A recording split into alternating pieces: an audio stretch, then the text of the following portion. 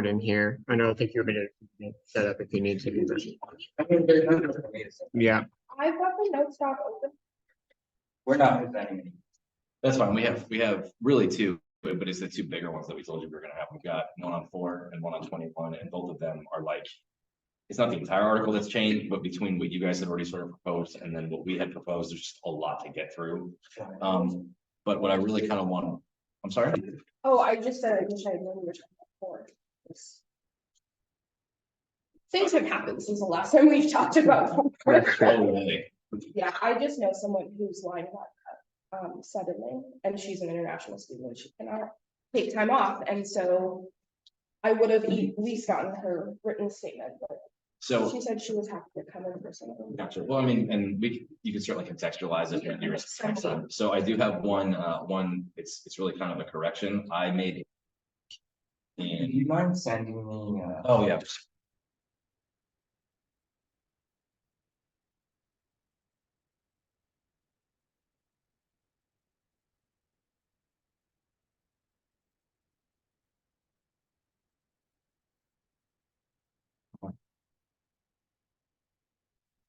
Did you see that I fully didn't realize what day of the week it was on Wednesday when you were like, tomorrow will be the board of trustees, and I was like, yeah, we can I open. figured it. like you would get it.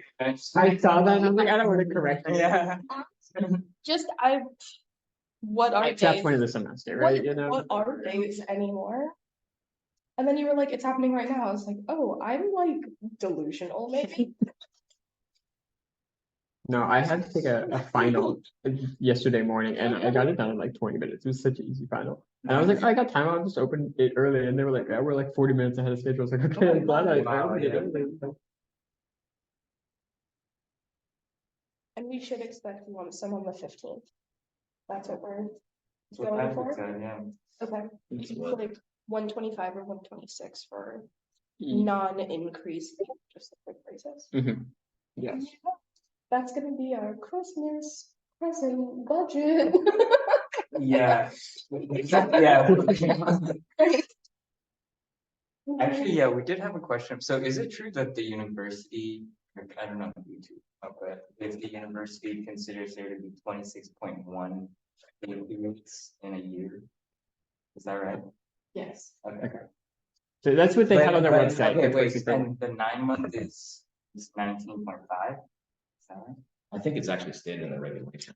Yeah, I can't, yeah, but it's, Would be. it's, they actually have So- it stated in the reg. I found it on UF's website. They had like for GAs, 9 month and 12 month was 19.5 and 26.1. So those are the numbers I used when I was calculating. Right, the yeah, no, Paper period.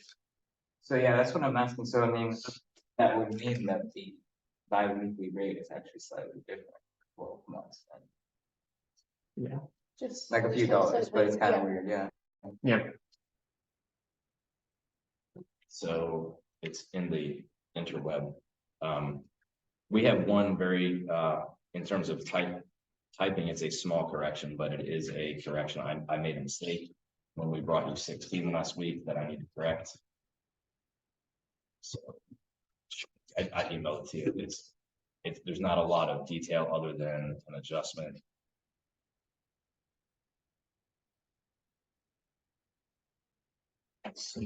Suicide from that. To you, On the titles.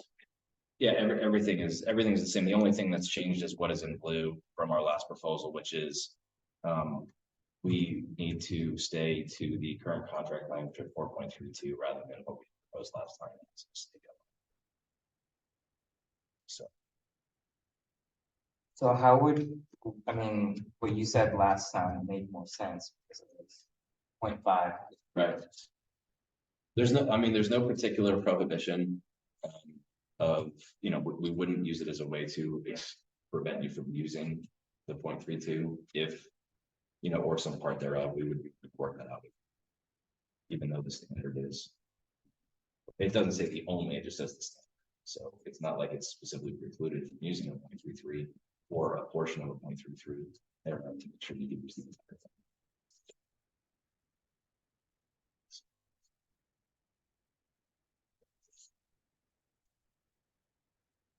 All right, would you rather dig into 21 first or 4 first? Yeah.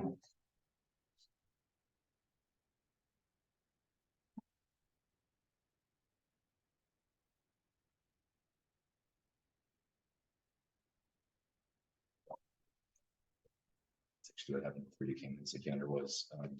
And we don't have to do it now, but I just, before we go too long, would like to get at least a tentative standing meeting for the spring. I know that your schedules may adjust or change or shift depending on whatever, but as soon as you guys know what those are, a standing time just works. I think it like works a lot better. And then if we have to cancel it, we can.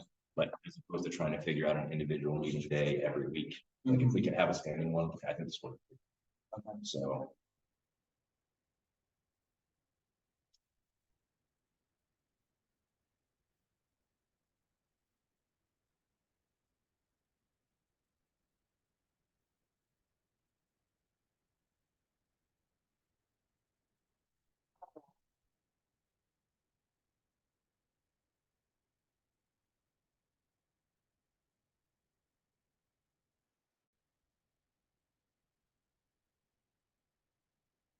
So what was the next one you were saying? Either 21 or 4, we're happy to take either one first, if you have a preference. Or whichever one. Okay. And it's not stapled, but it's.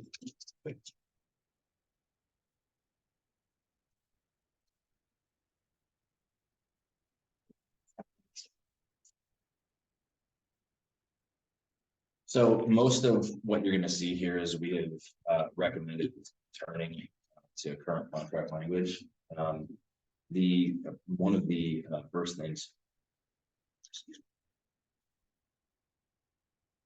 you'll see is the removal of the suggested phrase that directly affects the interests of the university.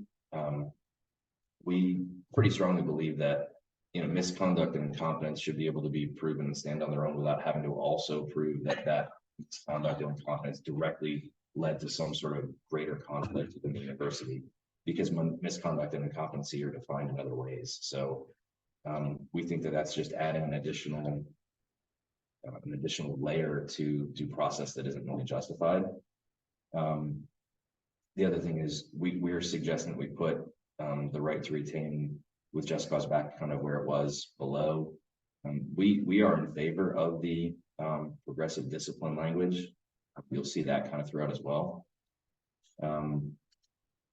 The green that's eliminated is disciplinary actions are defined in 21.2. You know, again, we would propose that we use the language as it is right now. The specific language that I think that second sentence in 21.1C, the university retains the right to impose disciplinary action other than termination, including but not limited to suspension with or without pay, provided the punishment is appropriately agreed misconduct. It is a pretty important phrase for us. That's not one that we're really interested in changing, especially with the limiting factor that's specifically listed that the degree of discipline may be related to behavior actions subject to discipline. So, I mean, that language is language we're interested in leaving without limiting it to a specific component of 21.2. 21.2 is instructive. I mean, isn't the sentence that you crossed out, following sentence, aren't those pretty much the same thing? I mean, I get that the last sentence is different, but essentially we're saying that the university has the right to impose any of these disciplinary actions except, you know, other than terminating. Yeah, I mean, I don't think that there's which sentence are you taking issue with in your question? No, I'm just saying that I don't think that that's the last sentence does actually put in something new, but I feel like those two sentences are kind of interchangeable. Disciplinary actions are defined in 21.2 other than termination, Right. and also the university retains the right to impose disciplinary actions. But not limited to suspension with or without pay, and then that the punishment is appropriate to the degree of misconduct. Yeah, I think one of the things that we want to make clear is that suspension with or without pay, I think that's actually new. I don't think we had so many. Well, disciplinary actions in 21.2 include suspension with or without pay. Yeah, I want to look at, because I can't tell, we've gone so much back and forth. I'm trying to remember what the original language is. Yeah, that was in there originally. So The original version was, yeah, no, this was in their original. Right. I'm not- Just for 1 second, Yeah, whose color is who? The red is what we changed last time and the blue In is what you on my changed? screen right now, it's appearing as red, because I, The new? those were my.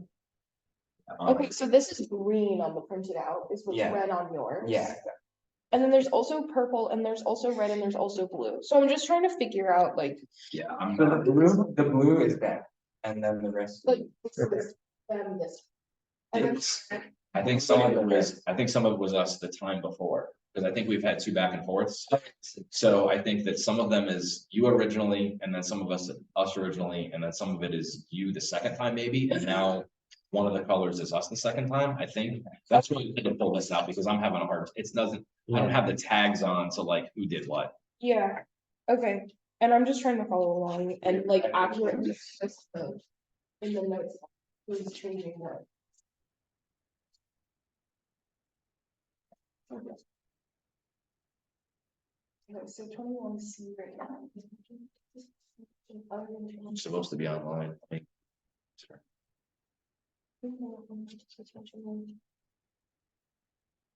Be the same way as. So the only thing crossed out in C is that you just don't wanna say that we've defined it in 21.2? It's listed further down. I mean, I think, yeah, I get what they're saying, like at the end, what they say is that the big discipline is what they say. That is different from just saying that.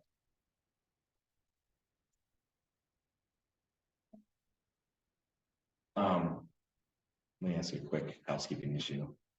Are you guys recording this, right? Yeah. Would it be possible to get, to watch it after the meeting Like, or no? for us to send it to you or something? Right. Oh, yeah, Because we we need. post it anyways. Oh, it's posted. Yeah, Yeah. Okay, yeah. Because she's not on and I got an email from her, she's not gonna be able to come. So. yeah, no, that's, that'd be good. we usually post it on. Yeah, Okay. no promises on how high quality it ends up. It really just needs the audio. Yeah. So.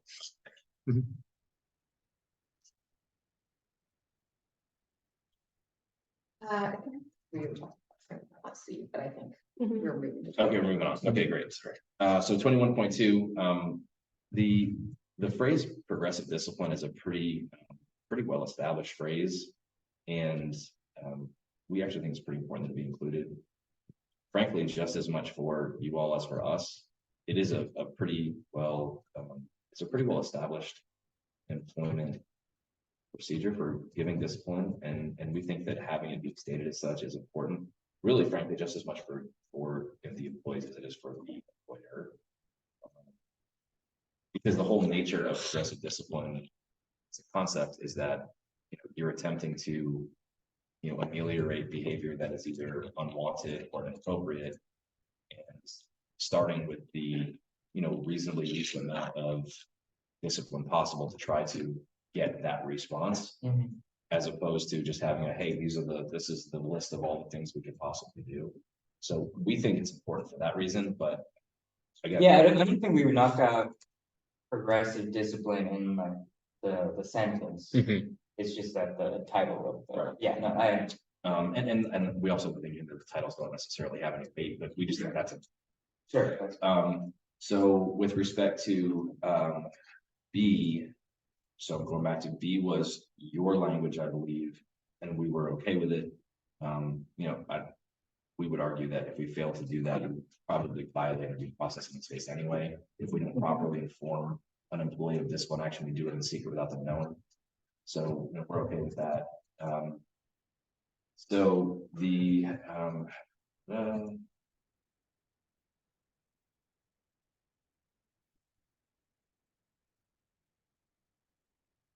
so now we're down in C, which is a new.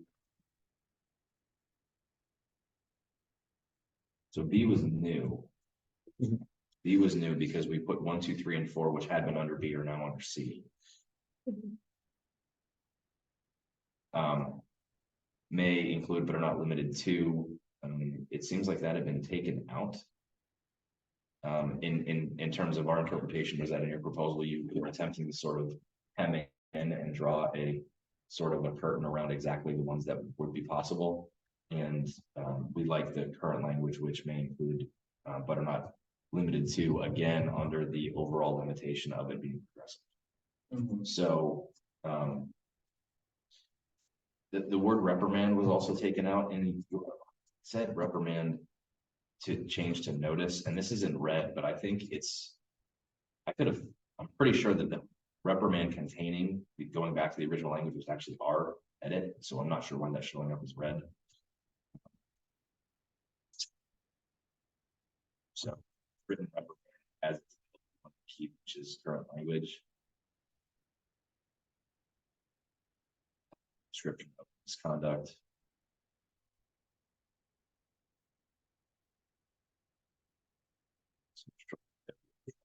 It says that you had recommended more incompetence. We feel like incompetence is covered under 4, and we can talk about that when we get to 4. In under 21.4.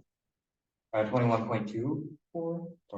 So you, yeah, you had Oh, added, okay. yeah, you had added under 21.2, the new C1 or incompetence. I see.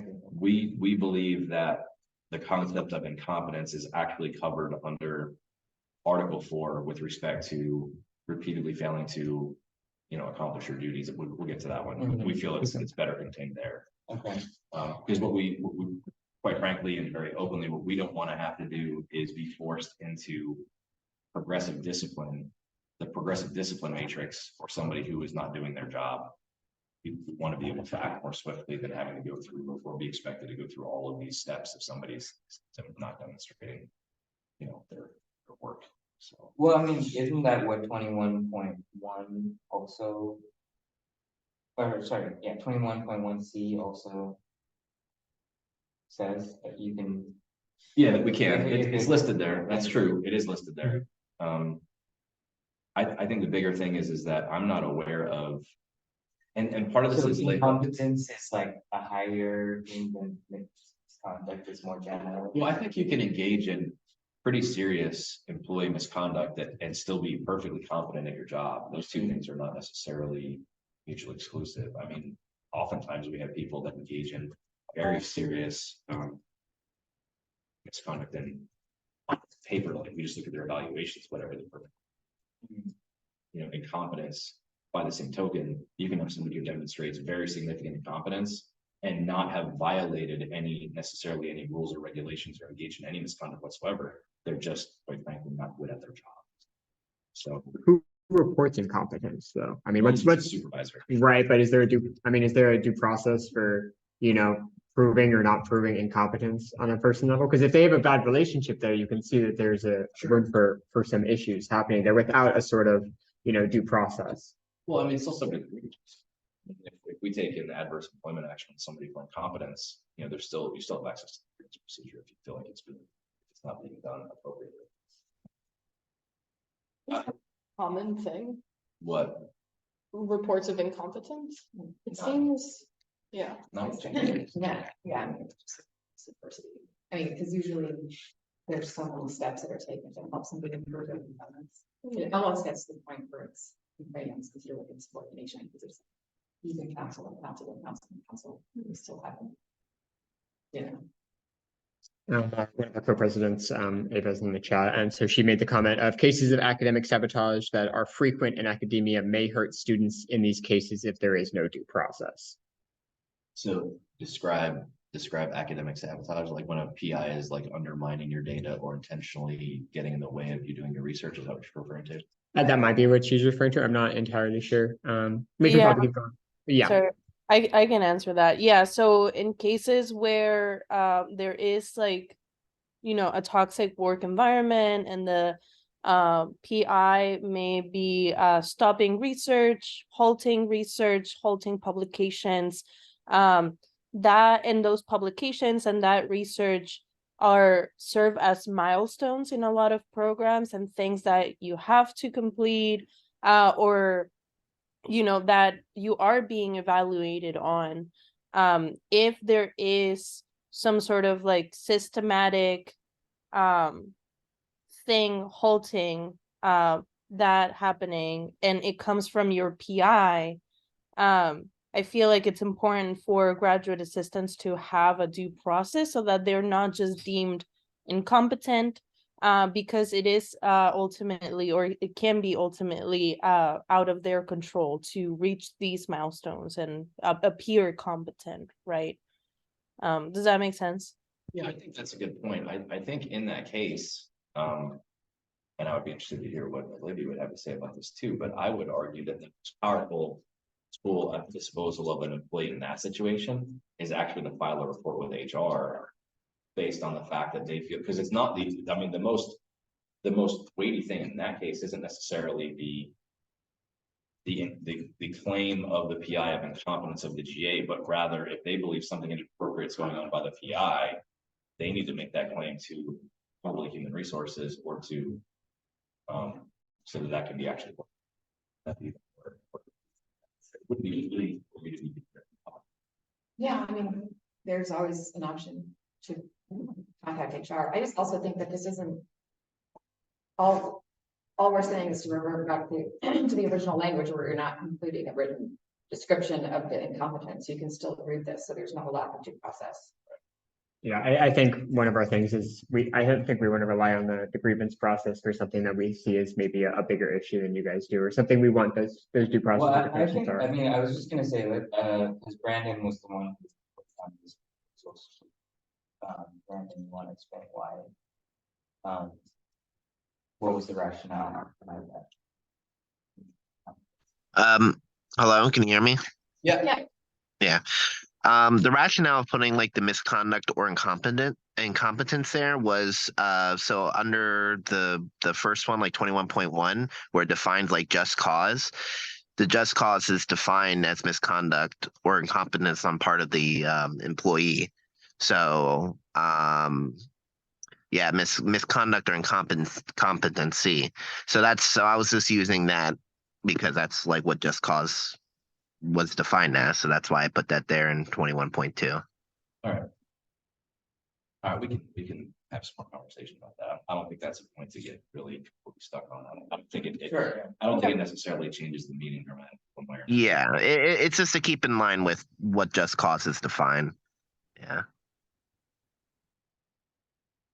All right, so down into 21.3. I believe you all had suggested employees may be put out on full paid leave during the investigation at the university's discretion, which was new language.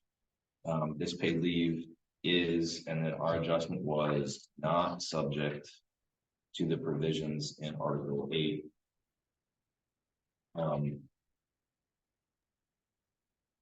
And we just think that's really just an easier way of stating it. I mean, it's just a attempt to simplify. I mean, we're acknowledging that it's different and separate from Article 8, which is Okay.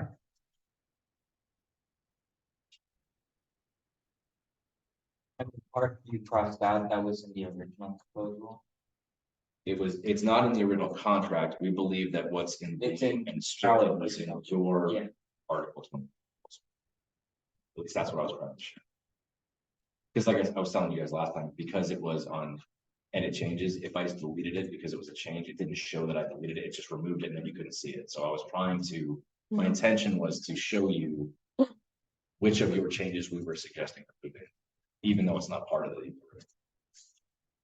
So you feel free to check it against what you guys said. So that was the intention. All right, moving down to 21.4. Again, we don't have to, it's the same thing there about incompetence. We don't have to talk about that again. I'll have that circled and noted. We'll have another chat about that. I believe that most of what else was in 21.4, you know, I think we were pretty much okay with, and the red stuff is, again, what you guys had pretty much requested. I don't think there's anything else in there. The only thing that we were not interested in doing is in the notice of discipline going through, including all the steps. We're perfectly fine with the current language, which basically describes, hey, look, if you don't like this, you're able to file a grievance. It has to be within 25 days. But going beyond that notice of the timeline of the grievance and going through and including all the steps in there, which is necessary. All right, then down to 21.5, and I appreciate the amount of work. So, I mean, I can let Brandon speak for himself here, but I think the idea there is like, a lot of people don't know that like there is like a process to like deal this. Okay, And so that would be the reason to include that. Maybe not all of the steps or whatever, but at least who to contact and like what their rights are. and stuff like that. Or maybe like including like a link to like the part of the contract or a website or something that has that information. Would that be something Yeah. more Says what agreeable? you should go look at. Mhm. So I don't think it's.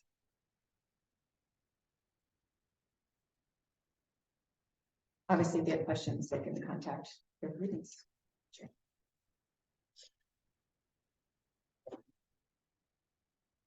all right, and so 21.5, we had some conversation last time, Brandon, and we appreciate that you had done quite a bit of work on this, but I thought I would sort of restate before we get into the changes we're suggesting on 21.5, just to sort of refocus exactly what the EAP is and what its purpose is.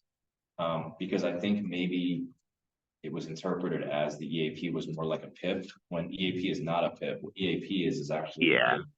it's a contracted service. Actually, I think they may be UF employees at this point. Hybrid, It's hybrid. you have choice of either one.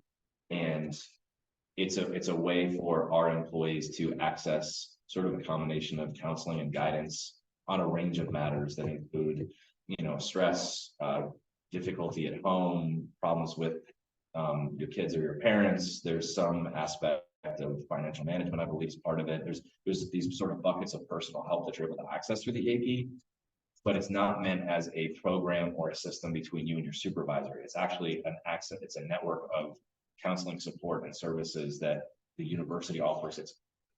So I think with that understanding, it probably maybe explains why we're suggesting the changes we're making, because it's not a PIP, it's not an improvement. Yeah, and I think the fact that you all were, that it wasn't clear to you all made us realize we needed to clarify what. Yeah. So we tried to insert a little bit of language explaining. Exactly. So that's our biggest, because you don't get put on an EAP. Again, what we're suggesting is what we have in 21.5A, the Employee Assistance Program. EAP provides counseling and work life services. Employees may voluntarily participate in EAP or be mandated to participate by their supervisor. So this is current contract language. Neither an employee's participation in the EAP nor information generated by participation in this program shall be used as a reason for this article, because it's behind the wall of you and the relationship with that person. However, failure to comply with a mandated referral to EAP may serve as a basis for disciplinary action. So again, oftentimes early on, and if there is sort of a difficult dynamic or a dysfunction in the work environment, sometimes a lot of times it has to do with sometimes people get a little explosive emotionally, maybe if they're demonstrating some anger or some inappropriate harshness. Rather than formally disciplining them, we'll say, look, I'm going to give you a letter of counseling, but you have to go to EAP and we're going to give you a chance to sort of work through some of this stuff before we necessarily formally discipline you. The other thing is it could be part of a written reprimand as well. We could mandate that you go, but again, not because we want to know the details of those sessions. It's more to say, look, time out. We acknowledge there's some stuff going on. We want to give you access to a third party who can maybe help you work through some of this so that you can sort of recalibrate the way you're working this. Now, not what happens in those sessions is subject to discipline, but if you like, look, I refuse, I'm not going, then you'd be able to be disciplined. Basically, kind of what Olivia was saying, that's in support. We don't want to know the details, but we can say, look, we believe you need to go. So Yeah, that's the original. EAP is confidential, but they would be able to tell us if somebody failed to report. That's all that's only information. I do want to say, I don't think I'm super comfortable with the mandation. I think we removed that in the last thing, because I think when you're talking about such a broad range of counseling and stuff, forcing someone to do that in general for certain issues is a problem. It's not going to help that person. But also, I mean, you said it's not something between you and your supervisor, but then your supervisor has ultimate say on mandating you to do this thing. And I think without any sort of protections or anything like that, and just saying you are mandated to do this counseling, I mean, without any reason from their supervisor, I mean, they don't have to, there's nothing in here about the supervisor having to prove it to the university that it was mandated or anything like that. You know, we could see I can see a lot of immediate issues with the mandated. portion of it, and maybe I'm not doing a great job of explaining that, but.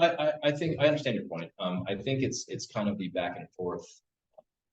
It's kind of what I would say is the agreement on some level is we're willing to acknowledge that a letter of counseling is not necessarily discipline. There's a little bit of a trade-off there. You know, we'll acknowledge that a letter of counseling is not necessarily discipline. But we're also allowed to mandate that people to participate in AP. I mean, some progressive discipline structures, that first written notice or that first initial letter is actually construed objectively and explicitly as part of the progressive discipline process.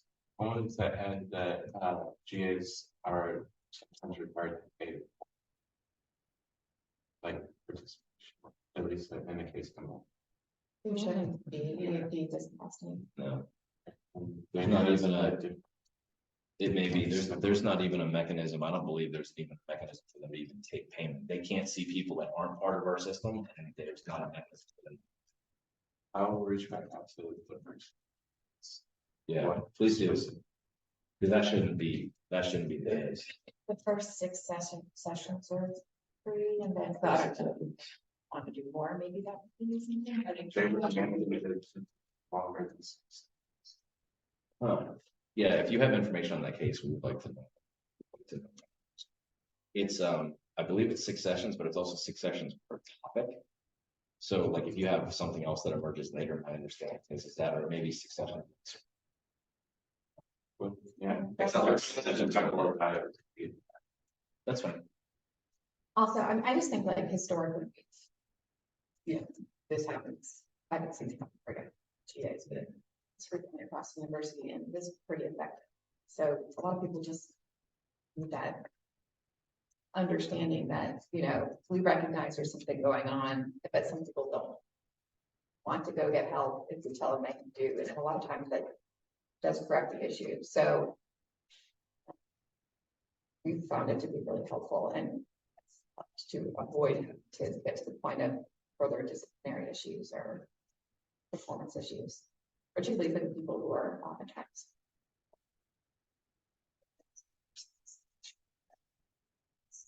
Usually when we get this kinds of requests, it's because we've got them.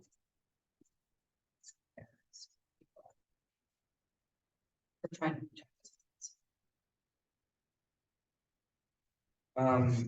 would you be opposed to something like a PIP, like what was proposed last time, as like a separate provision?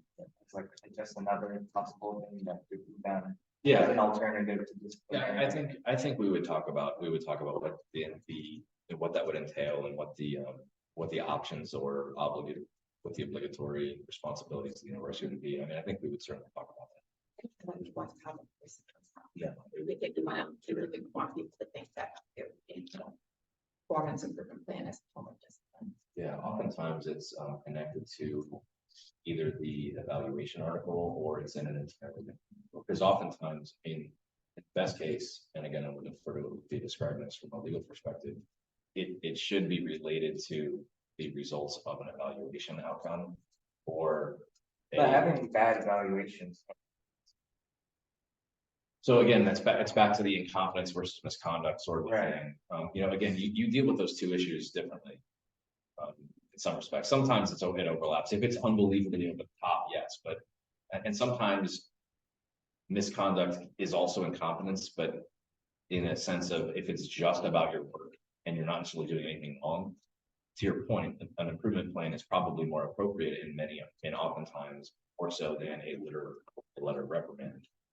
Because the other thing is in most, not that we have it in the contract now, but if we're going to talk about it, most often, you know, PIP provision, if one were to exist, outlines things like how often you meet, what is the communication that's given to the employee, you know, what are the expected criteria, how are they developed, how often are they re-examined, you know, how do you demonstrate that you're making progress? It's those type of things so that it's clear, okay, you're not meeting the standard. This is the way in which, or these are the guardrails for the improvement plan. This is how long it's going to take, and this is how you sort of work your way out of this. So and we would be willing to take a look at some of it. So the 20.6, 20.7 unchanged. I think 21.8 was a grammatical fix that you guys had put in place, where okay with spelling cancels correctly. And then you guys had recommended a 21.9, we're not interested in, population.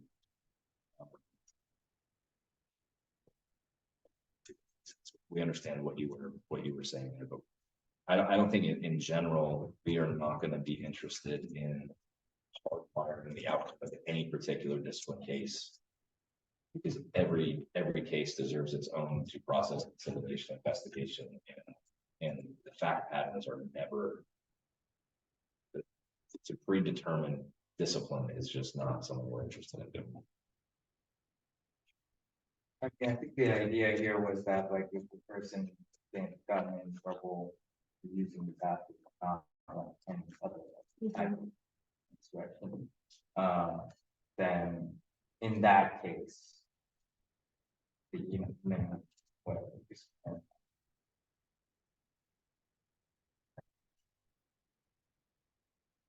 Yeah, I think we understand that. I think what I'm saying is that you can never contain all the possible fact patterns in a single provision like that. Every case is different. Every case is different. So to say, look, any violations of this type can only be disciplined this way is just not something, irrespective of the particular content of which type of violation it is. I don't think we're going to be going to treat pretty much any of those. Especially because we retain, and I think the union has acknowledged what we have in points 20.2a, that we can minor skip steps depending on the fact of each situation, the nature of the conduct. So it directly conflicts with that to say, well, that doesn't apply in cases of this type of misconduct or cases. You know, I just don't think we're interested in, again, hardwiring or insulating in place from a particular outcome on any particular type of misconduct.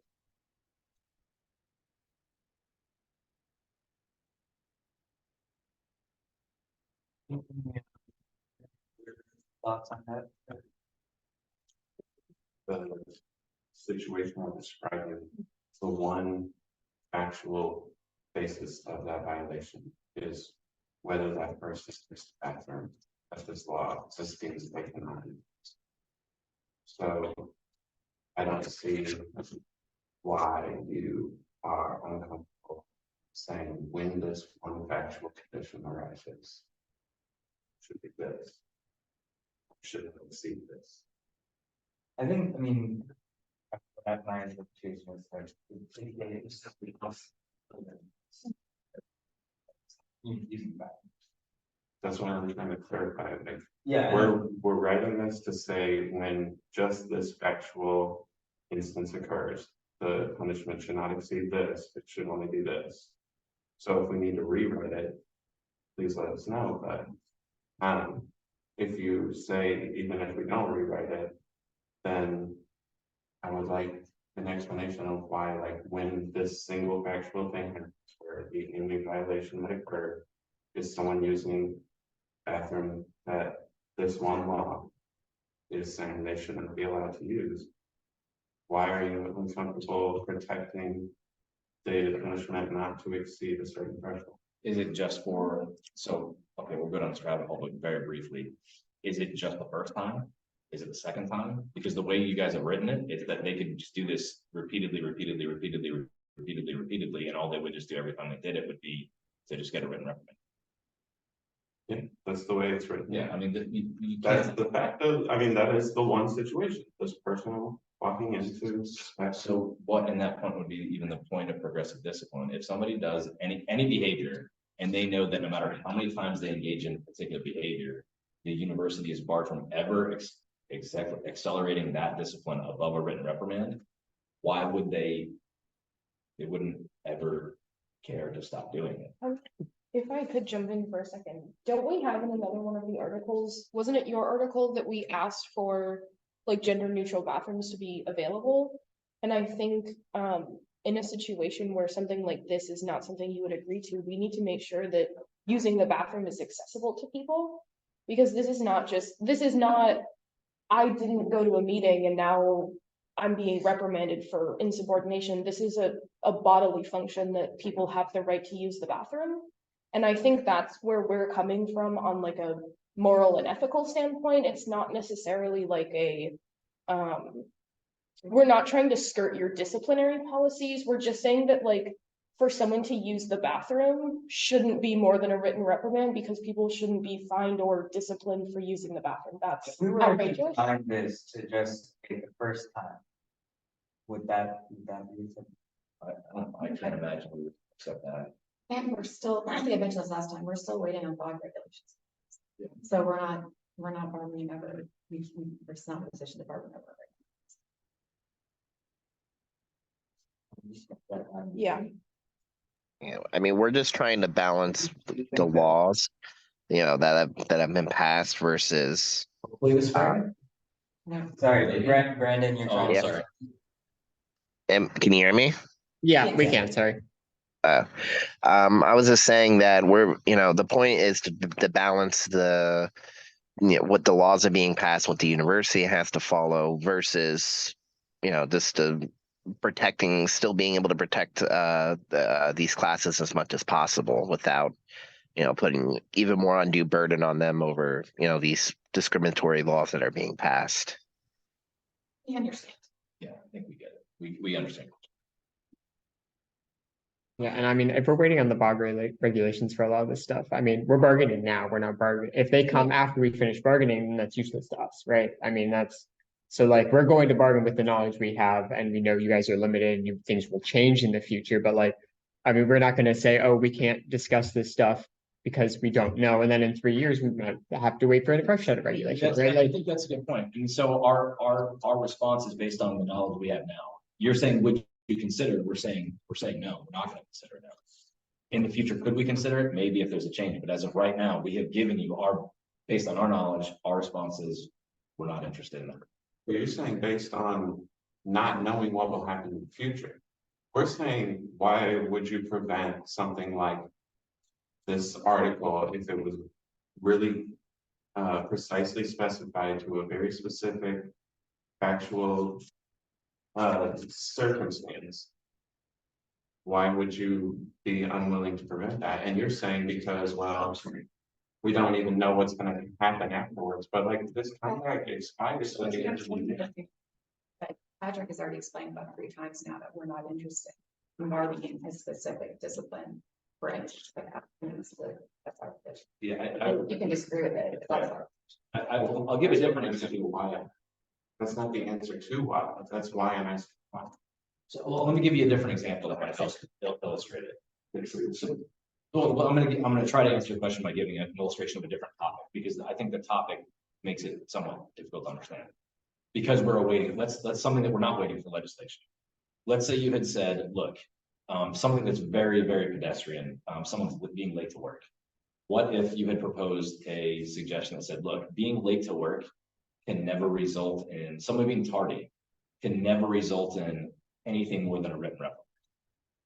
We would be equally uninterested in that, because at some point the university retains the right to progressively discipline somebody over any misconduct, no matter how minor, if they've been coached, noticed.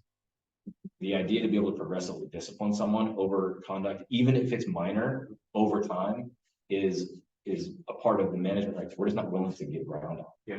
We're regardless of topic. Okay, well, we're circling around because you said that, and then we said, well, what if we refined it to just the first instance?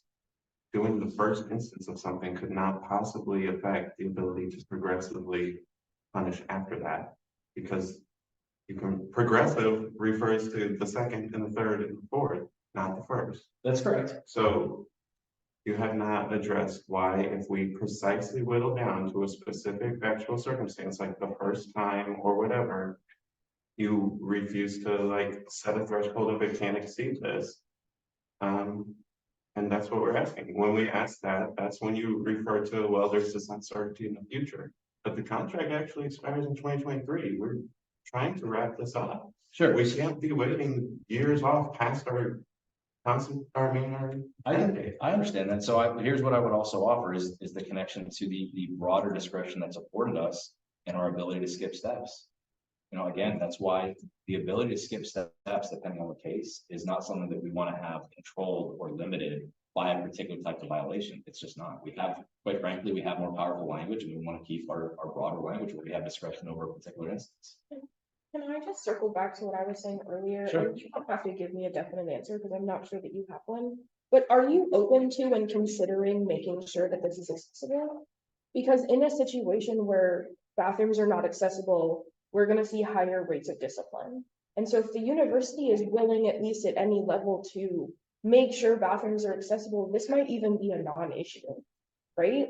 We're talking about a system now where we have a law that's prejudice against certain groups of people. And if this entire situation can be avoided because there's accessible bathrooms, I don't even think this is going to be that big of an issue. But if there's no willingness to accommodate something as simple as having gender neutral bathrooms, like this will be a larger issue. You see what I'm saying? Like there's Yeah, a I mean, this university going on. has to- Are they like available throughout the university and all of the buildings? I think that was part of the. There is a published map. It's in the article that I wrote. It's a published map and there are gender neutral bathrooms, but they are not near sufficient for certain areas of campus and certain buildings. So Which is why in the thing I made I had outlined a step process for requesting access to gender neutral bathrooms or finding a separate accommodations. building on what Jacob is saying, if we start whittling this stuff down, could we say like instances where you're being disciplined in places where there are not gender neutral bathrooms can only be a written reprimand? I know that you don't want to do this, but you see what we're saying, right? It's like People So, have to like, use the bathroom. people have to use the bathroom, and if the only bathroom in the building is gendered, what are they supposed to do? What are you supposed to do? Look, I mean. That's Yeah. the question, right? Like, I mean, this is a law, we're trying to follow it, the extent that we get guidance on it, we will look at the guidance, and we also have your article, which we're still looking at, so. But our position, the disciplinary issue has been stated, like restated, about 3 or 4 times. That you don't but want to. my question was, are you guys open and willing to dealing with the bathrooms? That was what I was trying to ask is, are you considering that? Have you had a conversation about it? You don't have to say yes, 100% with certainty. We've talked to the board. I'm not looking for that. I'm just looking for like, as I'm people. considering the article. yeah, I think the substance of it is actually the article that we've already received that we're still working on. I mean, the substance isn't actually in the discipline article. The substance is actually in that article. Well, the law does allow the university latitude in determining what the disciplinary action will be. So you can follow the law and still accept a limited threshold, especially for the first instance. I read the law. We're closely monitoring it because it's going to affect a lot of our people. I think you understand that. So if you have that latitude, this is something that we could, like, bargaining power, and We didn't say that you can't bargain about it. We said we're not interested in your position. There's a distinction between that. I think you make a you valid. keep saying, can we change the position? Can we will it down? Can we be more specific? And you keep saying, no, we're just not interested. And Yeah, we can not be interested in the position you propose. Something that you would be interested in? That you would be willing to. In general. Okay. To start categorizing types of misconduct and putting limitations on particular types of misconduct. To restrict and restrain the university's ability to consider every case on its own merits and to assign the appropriate discipline.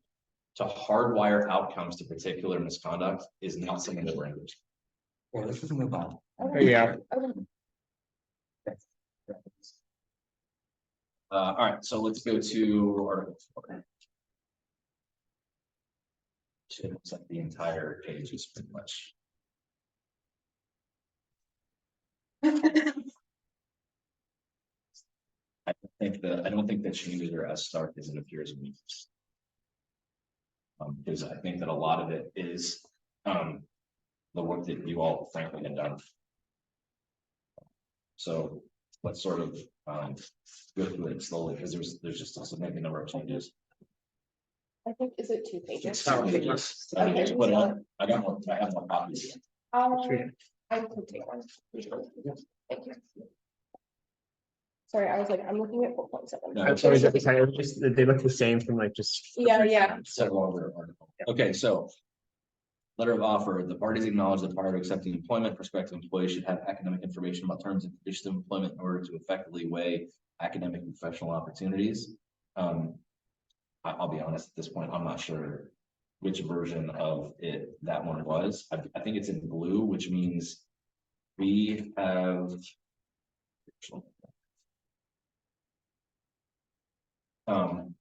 It's new language regardless. Yeah, like you've rewritten what I wrote. Correct. A letter of offer shall be sent to all, and we just put prospective employees as part of the recruitment process. That's fine. I don't think it necessarily has a fundamental change to the meaning that's written a little more simple.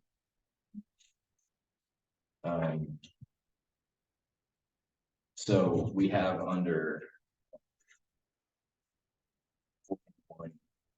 It probably, I think based on our structure, should be A since it's one, as we've said, the numbering lettering of it needs work when we're all finished with all this. But at the discretion of the appropriate department, the letters of offer may include initial appointment start date, length of initial appointment, and professional classification title. So the reason we had some conversation with Judy, who is not here, and the one thing she had raised, and I think it's a good point, is if we're going to put EG, then we should probably only give one, but there are so many that we were worried about someone constraining it to only what we had listed there. And there's so many that by saying professional classification system title, and that would be whatever it is, as opposed to if we leave out one particular category. Is there a way to say that in clearer language? Because I'm not sure an incoming GA read. I mean, that's just kind of like jargon. Okay. If there's just a clearer way of saying that, I think would be helpful. It's often referred to as a position description or a job description. That's It's the same language that's used in the letter, Yeah. section 4.2. okay. If you, yeah, and it also goes back to. Title and job. Okay. Yeah, okay. That's fine. I'll make it up there.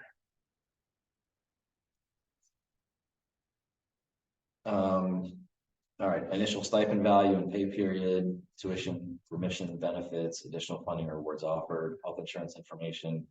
So, just to interrupt there. Yeah.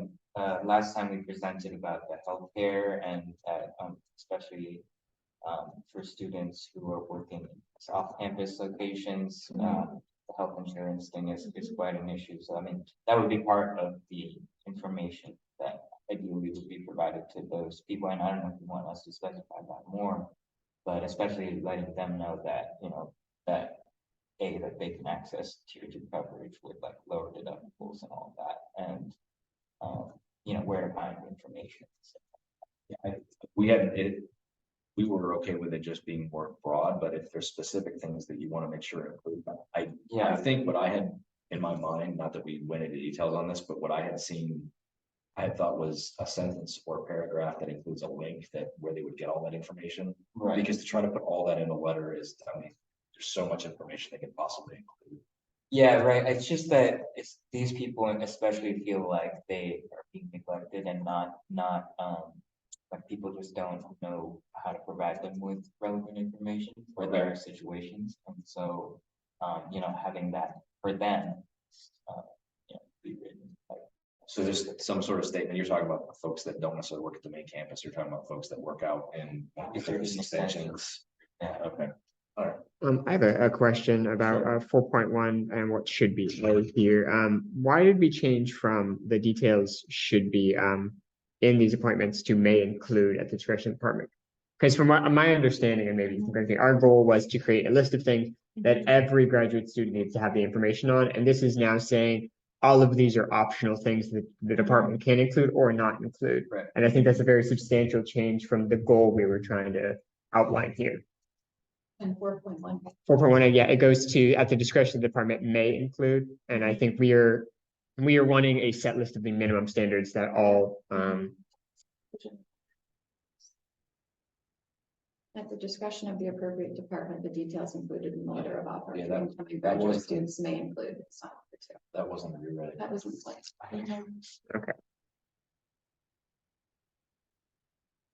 We can talk through it. okay.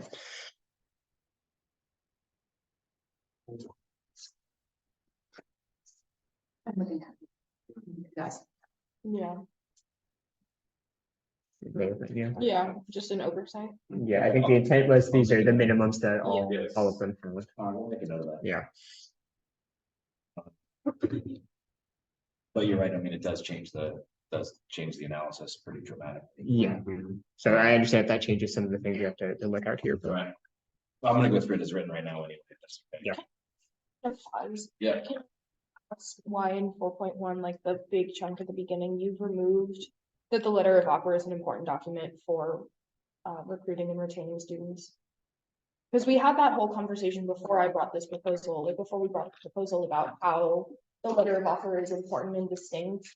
And we were having that whole thing about how are we going to deal with the fact that multi-year offers are not this, but that we are recognizing that it's important, and it's just been taken out now. So, I mean, it's sort of a statement of an opinion. I don't know if it has any actual force and effect within the contract itself. I mean, it's basically opining on the power of a particular document. I mean, I don't think it's particularly offensive. I just don't know if it actually does. I also think it's addressing more of an academic issue, and this is not, and that the bargaining agreement is the employment side. So when we're talking about recruitment of students, that's more focused on an academic, and so we have to make sure we're separating academic from. I mean, we are only talking about employment. Right, Yeah, like this the is letter talking- of offer is employment. But this says the letter of offer is important factor for recruiting, retaining top performing students. Okay, graduate assistants. But if you're Recruiting a for student, yeah, employment. student, you're not going to be getting this, so I might have said student, but we're talking about graduate assistants. Do you see what I'm saying? I do, but I mean, it's, just I explain mean, this this for me, why sentence, it's- this sentence is kind of like an intuition where. There's like a sentence which says, Well, university it recognizes that this is this is important. good. Yeah, I mean, I think if we replace the phrase graduate students with employees, we'd be able to consider it. Top performing employees, although I don't know if it's now as true of a statement as it is, the way it's listed as graduate students. I don't know if the letter of offer as a standalone document is a quote, important document for recruiting and retaining top performing employees. I don't. I mean, it is. How could it possibly not be? Because no graduate student who wasn't a GA is receiving a letter of appointment for their GA. I'm not contesting that. I guess. So it either doesn't help graduate students at all, Right. because they don't. Or if they're GAs, it helps them. And you're saying you agree it helps for the students, but you don't necessarily agree it helps for GAs. GAs are the only ones who's ever been getting it first. I'm not contesting whether or not they get it. I'm contesting whether or not the letter is in and of itself an objective quote. Powerful or important document. I mean, at that It's- point, it's. It's the limited to document that tells us what our financial statement is, and that's, I got it. I think in a past, like, bargaining session, you were talking about how, like, making that 4-year, like. Allusion to like what they could expect without binding to, like, promise over 1 year. Yeah. Is important. So we can't promise more than 1 year, but it's important to you all to like, I think we have a recording of that. That's not what It's this, just that's a not what this statement that sentence has no says. effect, Yeah. and that's why it's taken out. Yes. I think There's it's- no point in. All right, so back down to 1 5, I was at health insurance. I've got your notes there, Sikander. Information and deadlines of the acceptance and enrollment process. A link to the collective bargaining agreement, which details additional benefits offered to graduate assistants. For all incoming international students, additional information regarding the onboarding process will be sent by email once the employee. Sorry, I've lost where we're at. Is that 4.12? Okay. Oh. Well, it should probably be B, it should probably be B, Yeah. but it's after the Second, 7, two. after 7, that's number 2, Okay. which doesn't really make sense, but It's funny because one. Thank you, has Microsoft. numbers Underneath and 2 has letters underneath. yeah, I'm just gonna, when we're done and we have it in a form that everybody's happy with, I'm literally just going to start with a fresh document. Yeah. I do think it was right. The last time, but maybe it wasn't. It's a really weird one. yeah, All right, so be sent by email, once the employee accepts their letter of offer. So I guess so we had a lot of conversation with some of the representatives from for the International Center about this, and the bottom line is that this is all already happening. Now, I think there is concern that it's not clear or it's not happening effectively, but it is already occurring, and these responsibilities are no different for a they're not really any separate and different apart and away from a graduate student as opposed to a GA, if that makes sense. So again, we have to do all of these things in order for the person to start working. It's already baked into the process. Well, the problem that international students are having is that they aren't given this information in time to start getting paid, right? And especially the Gator Star and Social Security. Because like the Social Security thing, that's like a thing that's specific to this country. So like people, you know, like Yeah. there's different things. Absolutely. So that's something that they're not aware of, like you know, how long that process takes, what they have to do. You know, many people have told me this, personally. That I'm just sorry. Yeah. So multiple years too. It's Yeah. not just this 1 year, it keeps happening. So here's what I would say about that. When I had conversation with them, I think what this is going to present is going to become an argument about who did what when, meaning oftentimes and where I think some of the conflict comes in is that the student believes they have done everything they need to do to be clear for this process. And the university's position is they haven't done everything. And I think that's where some of the conflict comes in. And I think some of it is happening by third party, like some of it has to involve third parties that are beyond the control of the university or the student. Yeah, no, so I mean, yes, but that's why we're saying that like, okay, some of these things are beyond that, but like, if you give them sufficient time, then that's like a reasonable thing for both sides, like on the one hand, that the GA has like advance warning that they need to do all this stuff, and it could potentially take, you know, a month or whatever, 2 months.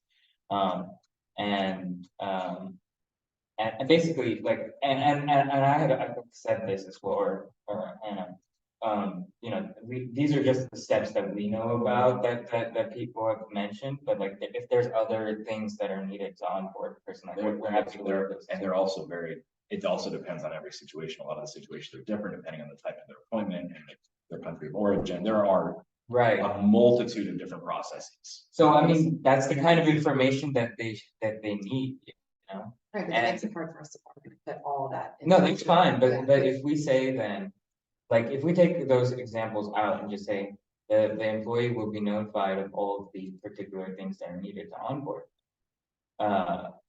Then, before, but they're given advance warning about that. That's fine, right? I mean, you know what things are needed to onboard them. So at least that they should know all those things, so that they can get paid on time. Right? That's the main problem. Yeah, and I think the statement still contains that intent. I mean, without the specific, I mean, we're, because that's not. Well, I mean, it doesn't It's contain the 60 60 days. And, Yeah. and you mentioned that like, you're worried it becomes like this, who's at fault type argument after the fact. If we bargained and like crystallized that 60 days notice involved in this. Their objective. Yeah, you can say we did it. It's what you all bargained would be good. and Yeah, then we you could did say, it. hey, like this It was person on did them. read their. Yeah. So then the trigger would have to not necessarily be before their proposed start date. It would be once they complete all the things that they have to complete, because that's where we're gonna wind up being in this pinch. And I think that's where the dispute will come. Oh, that's what you're getting. Okay, so you're worried for an instance where they failed to like accept their letter of offer quick enough for there to be all the information sent within 60 days of their start. date. Exactly, because there's a rolling list of responsibilities that have to go back and forth, you know, for them to demonstrate that.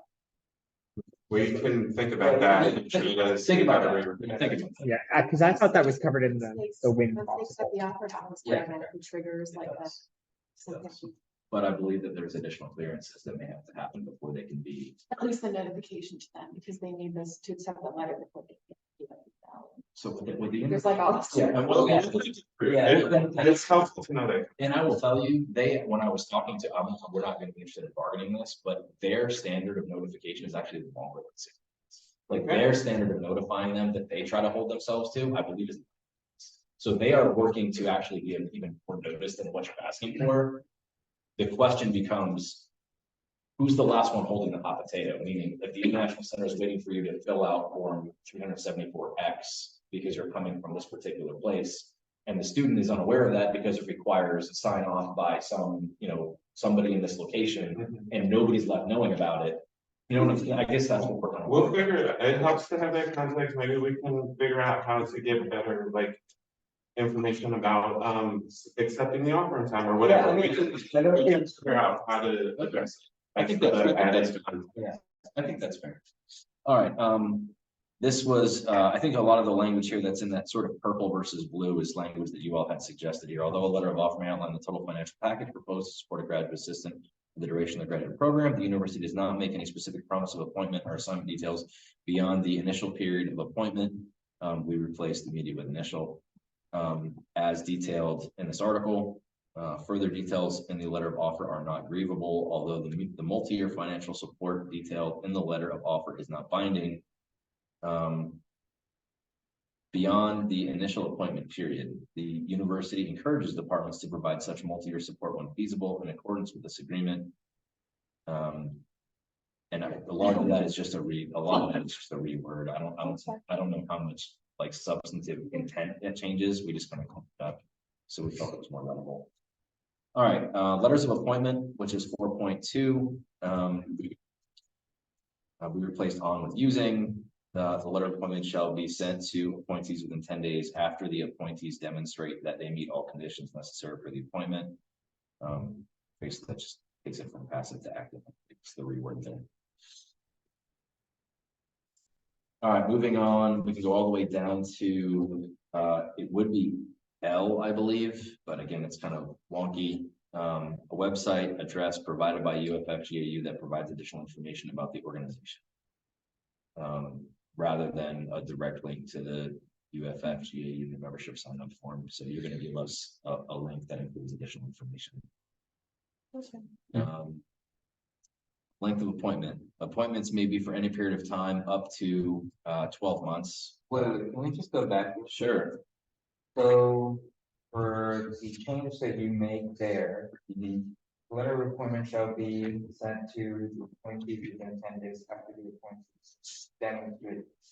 demonstrates all the necessary conditions. It puts it entirely on the appointee to demonstrate, where previously it means that all of our wording said the appointees 10 days after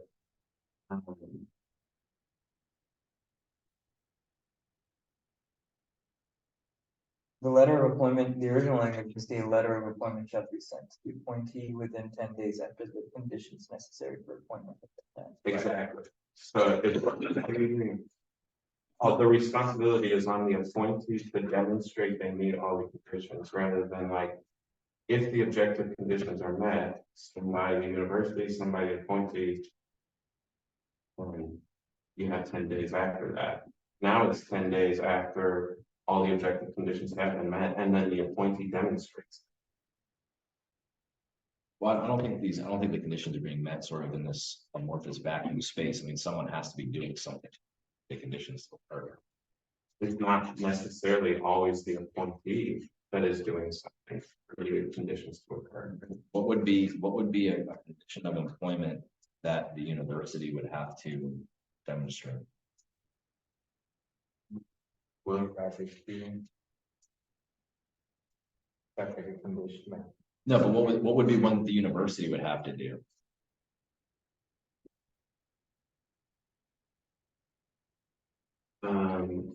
like approving the social security thing, with the international students, there was like the submission, but then there was like a long period until the paycheck after the submission of social security where they were not getting paid and they weren't ending up on our unit list because they had not, the unit list was coming from payroll.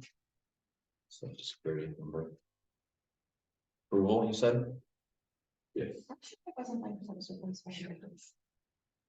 Yeah, because the original language was, or well, Yeah, our, What version? I thought this was- no, All the we did was blue, change the they, the purple was, purple, This isn't the version. Where did I put this one? that's green, so that green was, that was our change. Oh, okay. So the green became blue and their purple became, yeah, that's from you. yeah, Yeah. that's. All right, so you're saying the social security number approval process is one such example, okay, we'll look at them.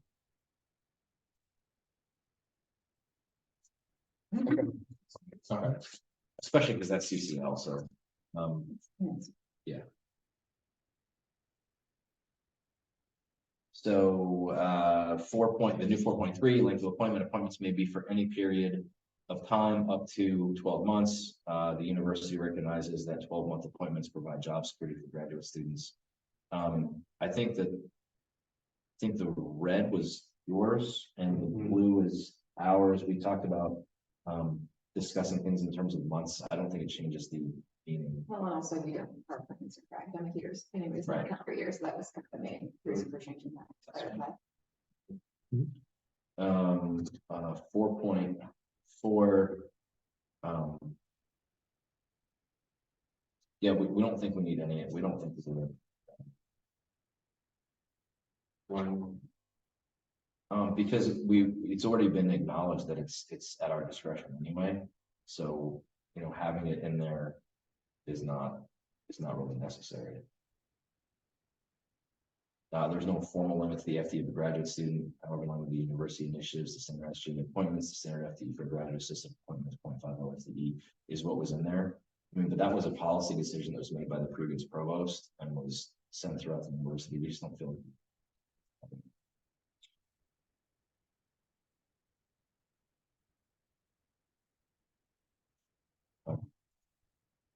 And we of course shall operate. That's Yeah, and I think we can address that in the link from 4.3, that we recognize that. 4.5, when appointed employees shall be provided with general criteria concerning reappointment, employees may request clarification of these criteria from their supervisors. So we think that it's a good thing for employees to request clarification if they'd like them. I think that if you are looking for written information regarding established guidelines for teaching assistant progress and reappointments, we're not exactly sure how broad and vast that would be. Right. But what we want it to be more clear that employees may request clarification from their supervisors rather than it being like if you don't necessarily have a particular interest in something. I mean, I guess the whole idea that we thought we were trying to do is so that individual employees would know what they're expected to do, right?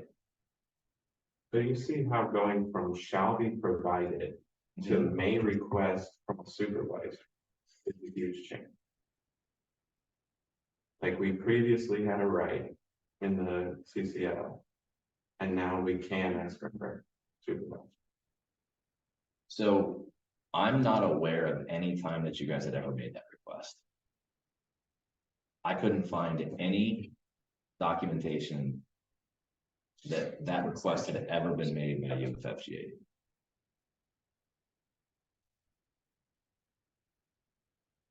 Yeah, I We mean, can be interested in clarifying it better without switching the language where a right was protected to us to an acknowledgement that we can ask a question. Because everyone knows things. I mean, I think, yeah. It says shall be provided. Yeah. It still says when appointed, employees shall be provided with general criteria concerning it. Yeah, but we're also saying that the original line that UFFGAU will also. That was our. yeah, I mean, the, as it's stated now, GAU has been completely written out. Um, And even the current contract language of that the employees should be provided with period of appointment. But only if they request the the clarification of. Yeah, we have to give them to them. It's just they may ask for, I mean, clarification. They can ask, and they're provided the opportunity to get clarification of what they, if they're confused about them or they don't know what they mean, they can absolutely request that clarification. I think that might be a conversation we wanna have, as to just clarify what we want. I And think we have that's this the more conversation, yeah, we want information, so. But we can figure out exactly what we're asking for, because we have this conversation. About representing students and all of that stuff, like we've had this conversation, and so I think you guys know that we obviously want. The right to information as a whole.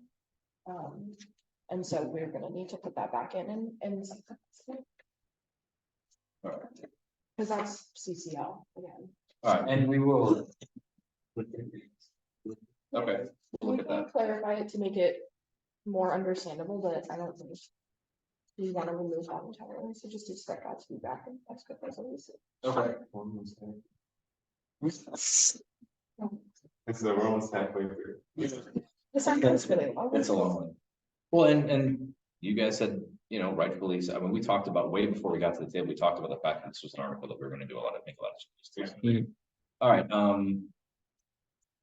we're pretty sure 4.5 is actually put back up in. It should be contained within 4.13. I believe.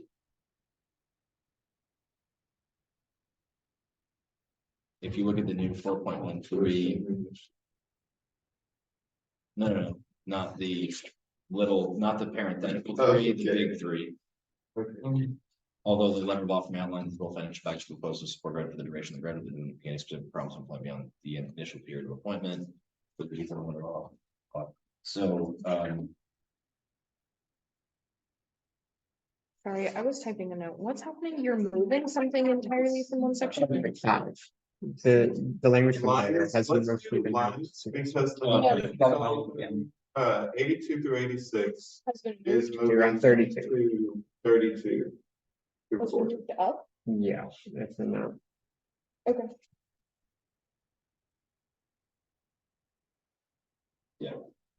okay. 4.6, level one. 4.7,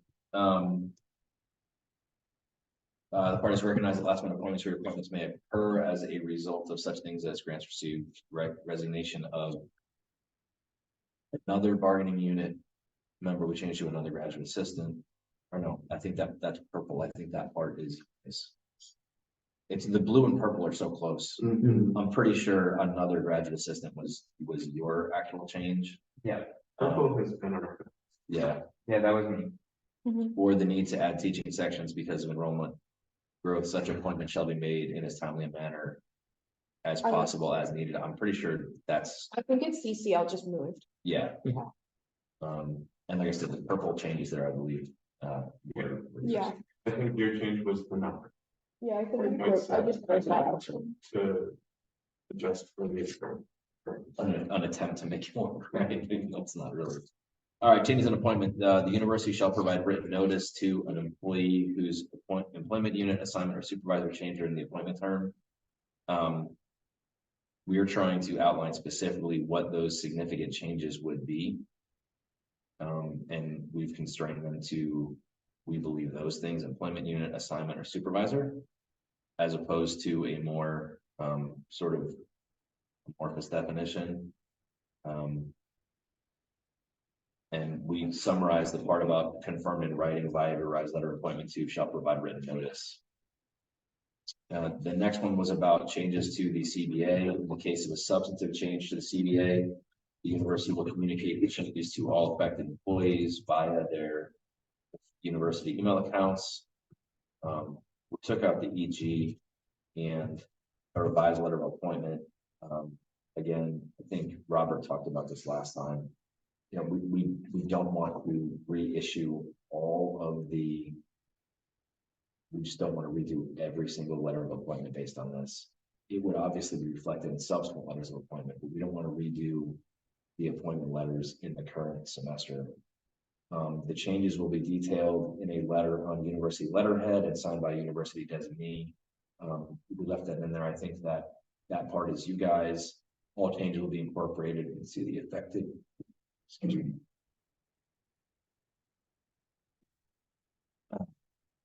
Employees' subsequent letters of appointment. That's what I was just saying. If the changes impact one of the required elements listed in 4.2, furthermore, GAU waives the right to group such communications nor file a charge of unfair labor practice when the university issues such communications. So I think I articulated this last time. My concern is that around bargaining matters and settlements, we appreciate the fact that you guys want the communication to go out. We're a little nervous about making sure that if it's not going to be the issue statement, which we kind of agree to, if we're going to have the onus of communicating those changes, because you guys have made it clear that you have an interest in wanting us to do that. We don't want to then turn around and be grieved over the fact that we did it and be accused of direct dealing or influencing a vote or any of the various, because this is kind of it's somewhat trepidatious waters when we start communicating directly with employees about agreements that we get together. I think you made a very valid point about you want to make sure that they feel it's a legitimate and authentic piece of information and it's coming from the university. That's an official piece of communication. We just are, it's a little unusual of a request in that typically, oftentimes, I'm not putting any words in your mouth and telling you all what to do. Oftentimes the union wants to have a specific official communication about what the agreement was. And by putting that on us, we don't want to then be construed as, well, you didn't do it the way we wanted you to, or you were communicating before the vote, or we just don't want that to become part of the issue. Well, I mean, This- originally we had wanted it to be a new letter of appointment, because the way we were treating it now, actually, accommodated. Right. And also this would necessarily take place after the change occurred. So if there was tentative agreements or whatever, that would be beforehand, and then you as the employer are notifying them, for example, with the minimum stipend, that their minimum stipend has officially changed. Mhm. It is absurd to say that like notifying the employee what the amount you now will start paying is somehow It's organized. All I can tell you is that it's not absurd. It's not absurd to say that employer telling their employee how much they make now. It's not absurd for us to ask for protection from you being upset about the fact that we did it. I don't think that's the case. Yeah. I think You crossed out if we were to file a grievance, we did.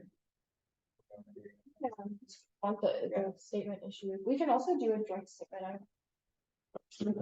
But this is not supposed to be a statement. This is supposed to be like an addendum to their Exactly. letter of appointment. And With I like think an official university signature on it. Okay. That say like, okay, if they wanna like, rent a new place, they need to make more than 3 times the income. And actually, well, now this raise is that income.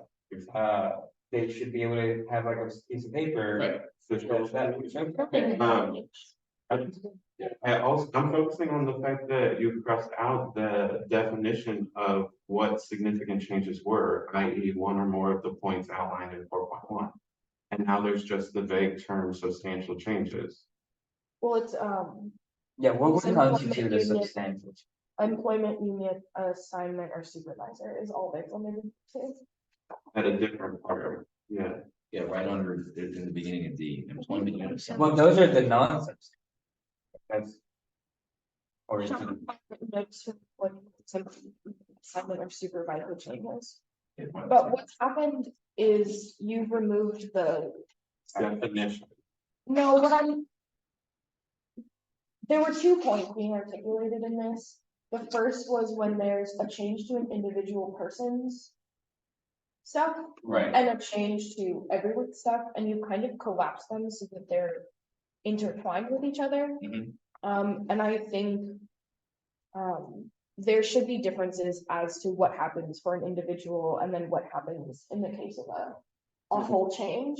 And so this is now leading into this point, whereas what I was intending with this is that if an individual gets changed as per any of the details in their letter, they need to have an appointment letter reissued to them, because that's an immediate change to an individual person. Mhm. And I thought I had clarified that, because you guys were saying it's a lot to reissue LOAs to everyone, and that was never the intention. This was only to students whose details had changed. And then the second issue is if there was a collective bargaining agreement change, which would affect everyone, Mhm. that would have a larger letter issued. I think And this so at is- the individual level, but they now, it's no longer, it's not signed or anything. It's just that there will be written notice if these three things change for an individual. It's not. It's fine, but I mean, I we think can work this- through. you're- So like going back to 4.1, the conditions you had, like 4.1, like the initial start date is not gonna change. Like, that's not gonna, once they're in it, like, once they've started, like, Yeah. that's not gonna change. Sure. The initial stipend value and pay information, it's listed specifically in 4.1 as initial paid stipend value. So the initial stipend value is not gonna change. Tuition remission benefits, if that were to change, that would change as a result of. No, wait, that's from the letter of offer, Right. from that letter of Yeah. appointment. Which is different. That's. No, I'm going to what we had crossed out. Because you crossed out was one or more of the points outlined in 4.1. Oh, okay, yeah, actually, I think, It's been moved. I think, We were referring to 4.2. yeah, I think that was the mistake. That was, we were, oh, well, actually, you crossed that out in the previous. No, that's what I wrote. I wrote that sentence. That last sentence is what's bothering me. Such changes will be confirmed in writing via a revised letter of appointment that is required to be signed by the effective GA. So is the list intended to be 4.1 or is the list intended to be 4.2? Believe it's 4.2. 4.2, yeah. It's on the people we're looking. But that's something, it originally was 4.1. That's because the Yeah. original 4.1. Yeah. Was the letter of appointment. Exactly. Must have missed that one change. All right, so Individual, it's important to have students sign off if their immediate information has changed. Yeah. That's the point that was stricken. That's as per the bothering me. list of 4.1 or as per the list of 4.2? As per the list of 4.2, we're talking about letters of appointment, not letters of. All right, let me go back and take it. And so like, if I have a letter of appointment for my semester, I'm a TA, and it says I'm gonna be in this class with this supervisor, at this level of stipend, at this FTE, all of this stuff. And then all of a sudden, 2 weeks into the semester, oh, someone's going on sabbatical, something's changed, you're moving. I think the student gets a reissue of appointment and they sign it, because we sign our original letter.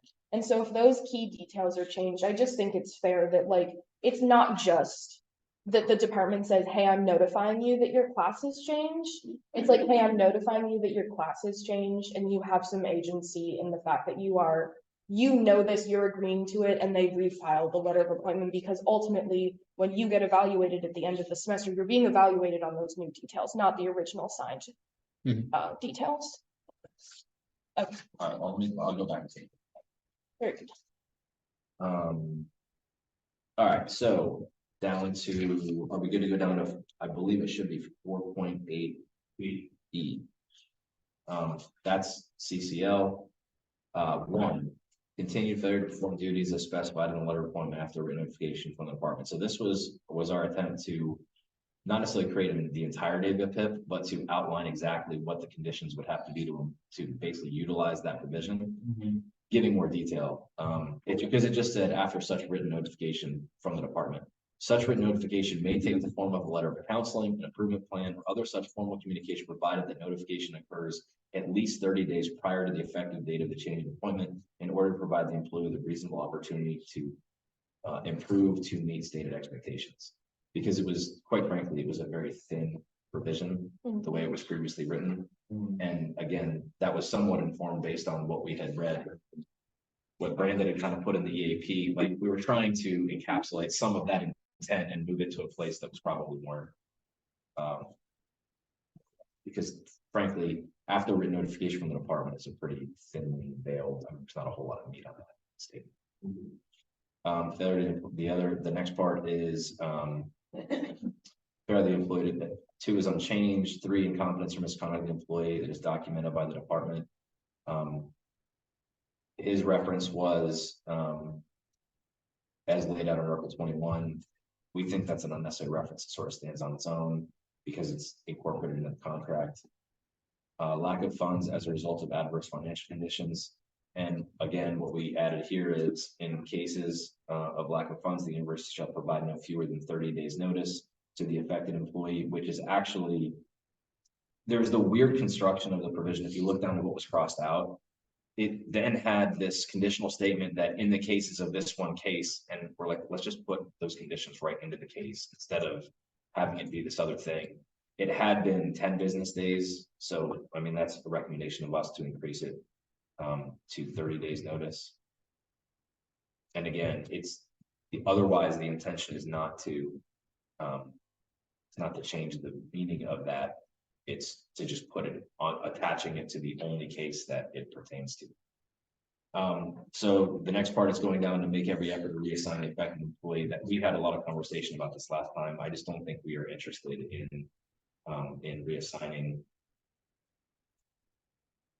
folks. If we meet one of the conditions for curtailing or diminishing or terminating any of an appointment, then we want the ability to do it on a permanent contract without all of the additional stipulations and responsibilities that you have added. We're just not interested in going down that road.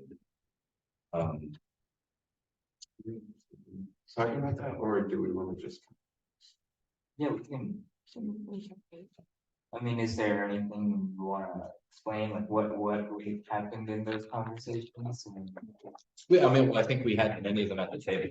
I think that we had a significant amount of back and forth about, clearly, I don't want to misstate your position, but you believe that there needed to be more of a sort of a safety net for employees. I didn't misstate your position. And we think that, the current contract language certainly gives the university more discretion.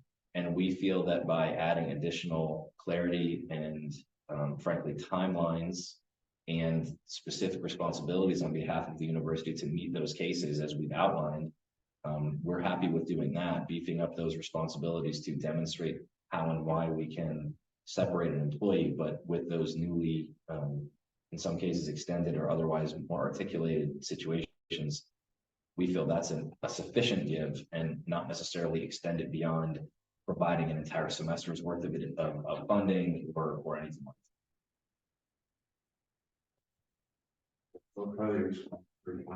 Yeah, That's fine. That's fine. Is there something you want to say? Yeah, I just think I want to clearly hear that basically what you're saying is the university, on behalf of the university, a 30-day notice is sufficient for dropping a line. That's ultimately what the position comes down to, right? You can't offer reassignment, you can't offer severance pay, you can't offer more than a 30-day notice. Well, the current contract language is 15 days. So I mean, I'm not. I understand you don't say that's sufficient, but that's what the current contract language is. So I mean, we have given. I mean, it is an addition. It is a concession. I mean, it may be paltry. I appreciate that may be your position, but it's not as if a concession wasn't given from current contract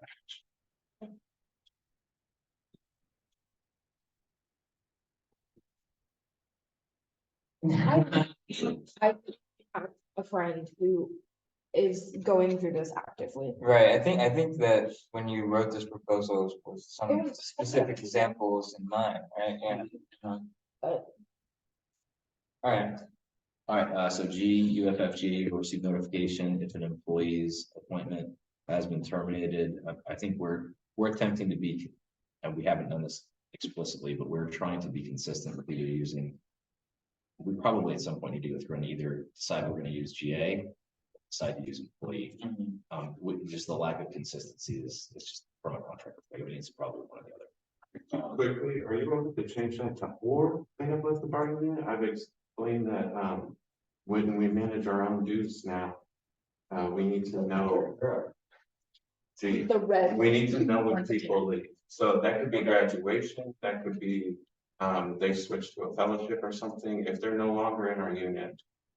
It would be very helpful if GAU is notified so that we can not charge them dues.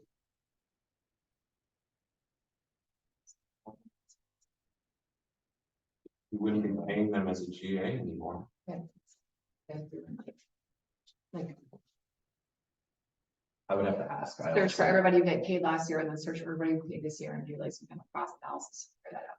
Okay, well. So I'm Well, not let sure. me- let me- We'll have to think through it, but the idea of asking for when pay changes and stuff, it goes hand in hand with the dues thing. We need to collect 1%, we need to know current salary. When they leave unit, we need to know that they've left unit, all of that comes hand in hand with the operations change of not getting dues through payroll. So it is an important thing to know as soon as possible when someone leaves you. And you would know when someone is on payroll. Well, yeah, but I'm saying like then to, you have to like do the comparison of like what, we obviously know when somebody's permanently on payroll, but Yeah. like, I'm not sure that. I don't know what report we'd have to run to say, what's the comparison between spring and fall? To know with who we were paying in spring and we're not paying in fall, you know what I'm saying? It's like. Yes. we have a full list of spring and a list of fall and Cases, I think. so. I think if they're kicked off payroll, then they would be added to some kind of list, and then you send that list at the end of the year. But somebody graduates. You're saying somebody graduates. Yeah, Wouldn't you or get, like, they're or they're terminated, or Right. they're, you know. I feel like payroll would have, I feel like payroll would have like essentially something that is Those would have to like be taking them off payroll. close to like resigning So- or retiring or whatever. There's Yeah, permanent like conclusions of payroll type Right, I things. just So think it's a there's- way to pull the. From a business process standpoint, there are roster files and then there are change ad files in a general sense. It seems like, I mean, I think right now under the current contract, we have to provide you an annual roster file. And the change ad is on you guys to figure out. In other words, I think there's a UFID column. You guys can pull out the list, excuse me. And like, okay, this is the roster as of October 1 or whatever the date is. I think what you're alluding to is you're requesting like a change ad file, like every payroll. So Yeah, I today, mean, because it's a new situation, we're in a Exactly. different. We've lost the language that did this essentially automatically. And this is part of how it's really the only way we can adjust to not be charging people dues when they're not in you.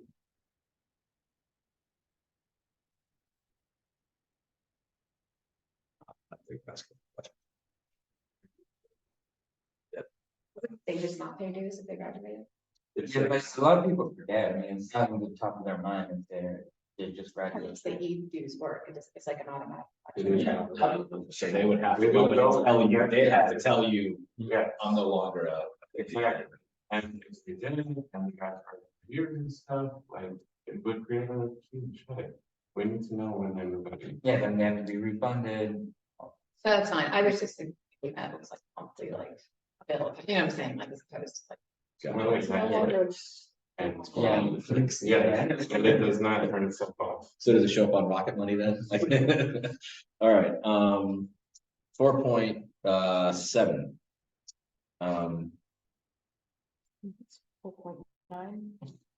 It was old 4.9. 160. Yeah, thank you, sorry, you adjusted. When a graduate's current appointment is group as administrator in accordance with 4.8, maybe that's the right reference. If not, it's intended to be the right reference. The university will provide the graduate assistant with written communication detailing the reasons, including relevant dates, this written communication. So we're basically changing letter to written communication. I think letter employed by someone that's gonna be like, put a stamp on and put it in the mail, like to be delivered by the postal service. I think the overall majority of these letters are typically, they're written and signed as a PDF and emailed. I mean, that's just typically, I think, the business practice. That's all. That is fine, except, one thing I'm thinking about is since this article has to do with sometimes like discipline, or not, discipline's the other one, but discipline can be a reason why there's changes to appointments and stuff. In cases where there has been like disciplinary action, suspension or something, they can close the UF email of the person. So if official communicates, and this has happened, go to the email, they have no access to that. Oh, I see what you're saying. Yes. So they wouldn't be able to do, like, if they did read receipt, they wouldn't be able to because they didn't have access to the email. Yeah, you could send official letters or whatever as PDFs, and those persons simply do not receive They those just sit there. because they've Okay. been closed off. So something along the lines. If the email suspended, Presumably this. it would, yeah, they would have to be, they'd have to be conflicting cases, like they would have to be, this is happening because there's another case that caused the email to shut down. But let me, think.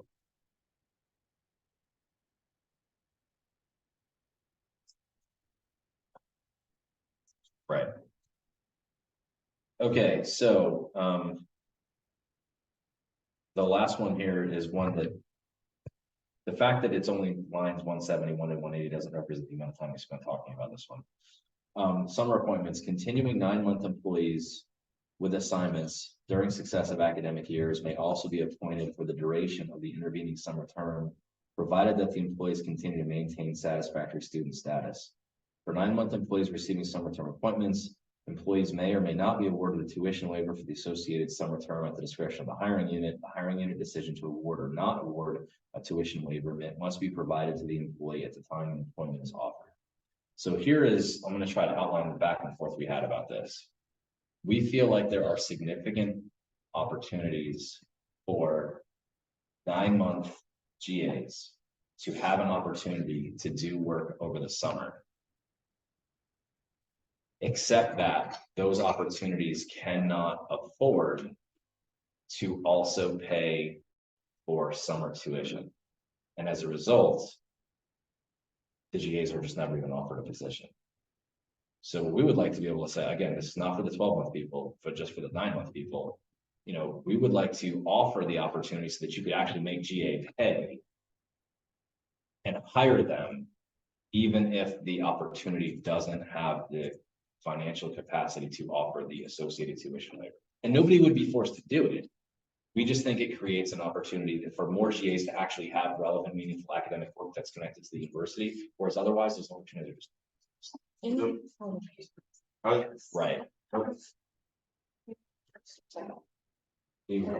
I just want to ask if you're offered a GA position without tuition reimbursement, are you required to take coursework? That's going to be on a program by program basis. We had so much conversation about that, and it's more of an academic side.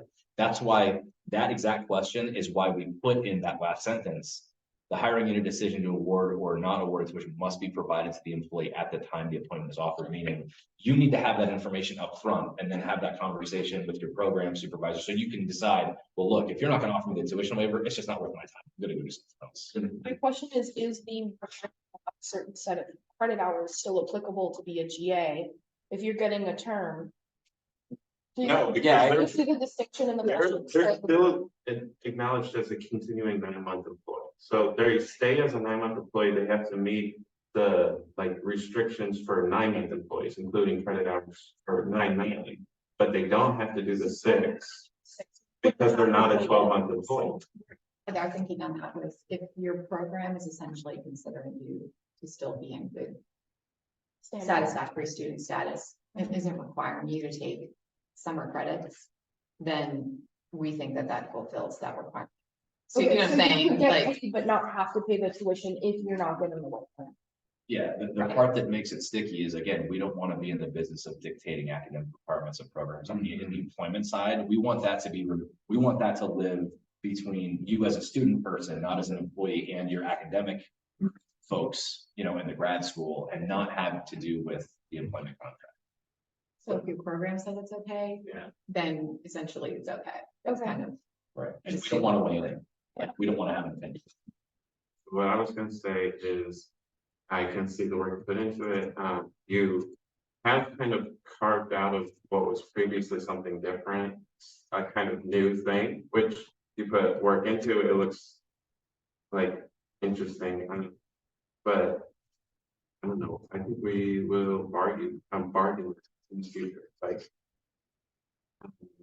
for me, one thing that comes to mind is before, it's like the backdoor path for anyone's employees to work for 12 months. we might want to, it might be in our interest to like, if we're gonna accept that. Get stronger wording. Having 12-month appointments be a standard, if you cross down. But I think we can bargain. Well, I would- Going forward. Yeah, do you want to respond to that? I was just gonna say, the other thing that we weren't sure about, and we actually asked, is there may have been a time historically where GAU was interested specifically in protecting. Like teacher assistants versus research assistants. Like, we didn't know if that was the case because none of us had any knowledge of that, but Yeah. because it was specific to one type of GA. Yeah. We want to acknowledge that there may have been a time that that was an interest that you all had. Yeah. I guess what our thought was, look, if we have a program and we have an opportunity and we have a 9-month employee and that employee and the program want to hire that person for an additional 3 months.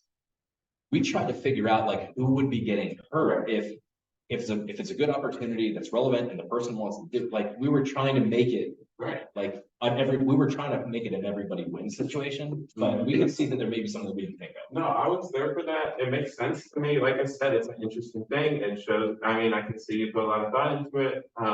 It's just, I'm trying to point out that opening this like backdoor path towards 12-month employees, but they don't get some benefits for some of the months. Makes it so if we're gonna accept that, we probably want to balance that Well, out. I would, I see what you're saying. and so, I mean. In the case, could we like, because at the moment, right, like having a GA appointment means that you should be a student. Like you should be taking a certain number of credits, right? And so, I mean, in this case, like the idea would be like, this person wouldn't be on the hook for those credits, right? Like while they're being served their GA. Their programs. Yeah. Right. Right, so I That's mean, unfortunate. I think, okay, so I mean, in that case, it's at the discretion of the hiring unit. But then it should be, I mean, then it has to be stated somewhere that those credits are not a requirement to be a GA. I see what you're saying. Yeah, Yeah, because one of the other cases that was kind of like this that we were talking about is sometimes GAs actually get hired if they don't work for it. yes, that's Like, right, and that happens in biology. it happens in biology a lot specifically, so we had a big conversation with them and some of those folks, and in those situations, like specifically that type, it's like everybody seems to benefit, but we have to make sure we're also complying with the contract. Yes, Right, right, like, it's. so that's what I was also trying to. Right, yeah. right, like if we have bio students that want to go work in Whitney over the summer and they want to do it and the lab wants them, we need to. I would argue that we have a shared interest in trying to see how can we make that opportunity work and comply with the contract, Right. so. Yeah, so I think mean, about- that's what I'm saying, I don't remember now which point in the thing it says, like how many credits are required, but it might be a university regulation. I think it might be in the grad hand, Yeah, I so, don't think it's that contract. it wasn't in the Yeah. contract, and that was, I Have spent, you looked at the definition? we did. looked at the Yeah, so I think- regulation, can you just write down, yeah, like whatever regulation it is, like, and that it should be exempt, you know, like, I mean, or, you know, whatever, like. Yeah. If the hiring unit decides blah, blah, blah, Yeah. then in that, and I just think- to make sure it's explicit. Yeah, and I think too that, you know, it's unfortunate that neither Tom or Judy were able to be here today, but I think that. They may be able to speak more articulately than I can on, because some of this is, I mean, specifically. Dr. Travis has a lot of historical knowledge about how this has sort of evolved over time. So if we could sort of, you know, even maybe table it and then we can have more conversation next time, that would be great. Yeah, to be honest, we don't even know what was like the full rationale. Exactly. Yeah, So, I'm just Seems so saying, narrow. Right. yeah, yes, exactly. and in practice, for. well, and bingo, and that's the thing, and But the if reason we are gonna officially change the brand, we need to like think through this. we acknowledge that, but I get to your points again, like. We know, and probably the reason that nobody, like the GAs aren't necessarily thinking about it is because it's assignments that they want to do. Right, You know, like they clearly see a benefit, which is why they're not complaining about it. But to go hand in hand with the change of the rain type thing. In a position of desperation, for example, if you're 9 months and you have no one. You might want a few K over the summer. Sure. But like, if it does like create too much of a backdoor path and this becomes like more prevalent. Then it might be putting people who would have otherwise been in a 12-month situation. I see what you're into a saying. worse I see what you're saying. situation Yeah. And more desperate. and then accepting like. Small benefit over and above I got you. regular minimum, but definitely not as good as 12. That's a valid point. I mean, that it wasn't our intention, but I understand and acknowledge that I can understand why that would be a concern that might happen. Again, unintended consequence, not, Right. not, We're just- we were thinking about these cases that had come up where everyone is to some extent being like, well, I'm gonna go do this thing over at this place that isn't necessarily part of my regular employment. Getting paid like OPS. Getting paid OPS dollars, which is not, we need to acknowledge if it's bargaining into work, we need to make sure that it's part of the agreement and Yeah. not happening on the side. Yeah. I would just say when you do have time to talk about it and bring it back, make sure you let Patrick know so we can make sure that Judy or Tom or Harris. is on that. And I, Are we still? Sorry, I was like, we're still doing that sheet where we, what we're gonna talk about. yeah, I haven't updated it. I didn't have it updated in time for today, but I will update it after today and send you kind of my version. And like I said, with this respect, I mean, I just hope that we're able to come up with something. I mean, if the counter, please consider it. I think that there is value in some form of this, I think, for us to have some sort of coming together. If we go back and forth, and then we go weirdly like specific thing and then it's got to why. That's awesome. You never know. So that's really all we had for today. Appreciate your patience. I know that was a lot to get through, just 2 articles. There's a lot in there. Yeah, so, Thank you. all right. Oh, I still haven't received the Article 11. I found it, I saved it as wrong article number. Okay, So when I scanned it in, I saved it, I found it, I okay. found it this morning. It's like, because I knew I had the physical copy. of it. Yeah, yes. No, I figured that. Yeah, I saved it as Article 15. So when I went to find it, I couldn't find it. Finals. Yeah, So. and then do you want to just communicate over email about what, can we pick like a tentative date now, just like a Friday, or do you want to just? I wait? don't know that information, I mean, because I don't know people who Sorry, what was the question? for next. Because this is our last official date is we're at right now. So just, and when we get past the holiday break, Let's do when. do we have like our first, even if we just do our first one tentatively, like, do we have a? We don't know. I need to know. Who's free right now. Let's set, like, would you be willing to send a when to me? Starting the first day your team is available. Or do you know what's the first? I'm personally considering traveling at the first week of class. It's that like 10 to 12 window, so I wouldn't be able to do that first Friday. Yeah, but let's And not every train, Like the 8th, the Monday. let's just, okay, we'll figure it out first. And we'll see. So yeah, I just can't cover it. That's fine. I just, the only thing is if we could do a set time, that would be highly preferable than trying to schedule it. We would, Yeah. So, I mean, the way we this might be. well, we ran It's into, not possible. I mean, we would try to do that, but it's based on whatever. Tour at campus. Yeah. It's Yeah. worrying so much what team is happening. Yeah, honestly.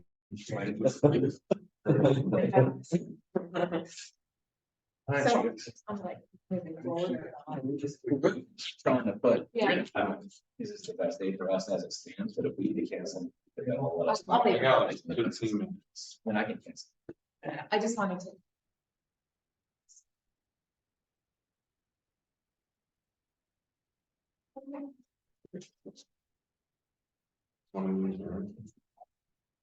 I think I have.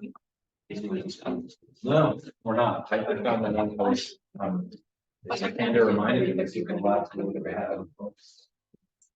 And safe travel.